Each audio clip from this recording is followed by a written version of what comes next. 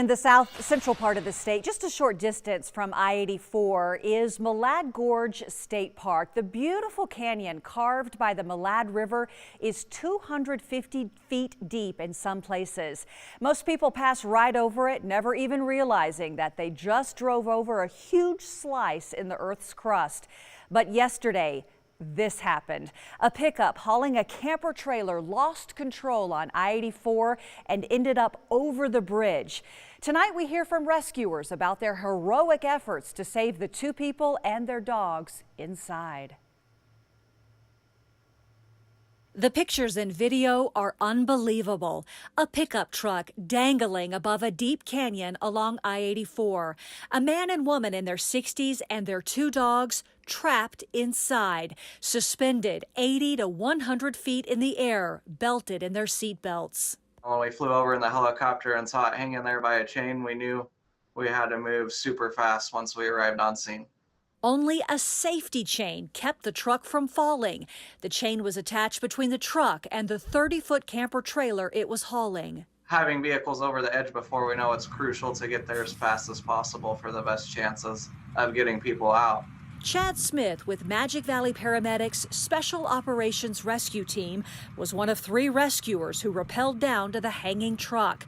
Smith was one of the first ones over the edge. Within 6 minutes, he was able to make contact with the couple inside. They were definitely freaking out. I could only imagine what it's like hanging there, looking straight down into that canyon. But getting the couple out of the truck would take even more time and careful work by the rescuers. It was difficult to get in due to the accident. There was major damage to the pickup and we weren't able to get the doors open. So we had to break a window out and go through the window, which made it a little bit harder to work. But no one knew how much time they had. Remember, only a safety chain and the weight of the 30-foot camper serving as a makeshift anchor were keeping the truck from falling. So while rescuers on ropes frantically worked to reach the man and woman, another team worked to secure the truck from falling. Luckily, there was a semi-truck driver that had come up and chained his semi to the vehicle as well, but it still wasn't fully secured as much as we wanted it. Finally, 1 hour and 8 minutes after the initial 911 call, over Gerald Dillman, he was able to get in the truck and harness him, and then he handed him off to me and I was able to take him out of the truck and down to safety. Even the couple's 2 dogs were safely rescued. Seeing the teamwork and the coordination and how well it went, I am super proud of our team and our resources in the valley, and because of that, family gets to go home at the end of the day.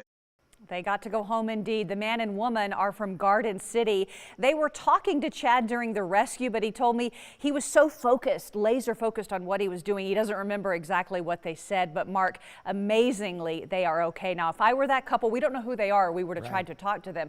If I were that couple, I would have that safety chain on my nightstand next to my Bible every night saying, "Thank you, Jesus." I mean, can you believe that? And I will never get behind the wheel on the interstate at the Malad Gorge again. Yeah. But you think about that, at over an hour, they are in their seatbelts looking straight down, 100 feet down into the river. Unbelievable. Yeah. And I have goosebumps. Hats off. Big congrats to all those first responders. You guys are amazing, and I'm sure there's a medal awaiting. Yeah, it took a lot of agencies to help.